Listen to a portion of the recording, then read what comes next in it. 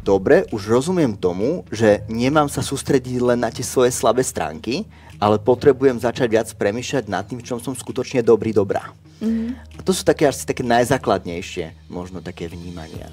Častokrát počúvame od klientov, že sami povedia, že dobre, v zásade som to asi aj o sebe vedel, konečne na to mám papier. Áno, že je to také čierne na bielom. Ale keď ideme do hĺbky a už na tom 2. a 3. coachingu si nad tým uvažujeme a premýšľame, tak sami ľudia potom následne hovoria, že ako sa im otvorili niektoré možno veci, aby skutočne tak, jak sa vraví, že odhalili ten svoj skrytý potenciál. Že oni ho využívali, ako sa vraví, že možno na 10% ten svoj potenciál, lebo to len vnímali, že asi v tomto som dobrá, toto mi nejak ide. Ale keď ja začnem vedome s tým pracovať a začnem si takéto úlohy vyhľadávať, začnem vyslovene tieto úlohy ako keby, že riešiť cez ten konkrétny talent, tak odrazu zistím, že ja využívam taký ten svoj plnejší potenciál.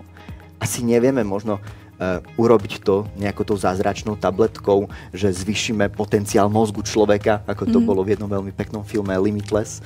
Ale čo možno dokážeme je začať si uvedomovať, že to, v čom som dobrý, ja viem reálne používať v dennej svojej praxi. A tu si sa fakt reálne rozprávame, že či už je to v práci, v tej tímovej dynamike, alebo je to aj v tom súkromnom živote.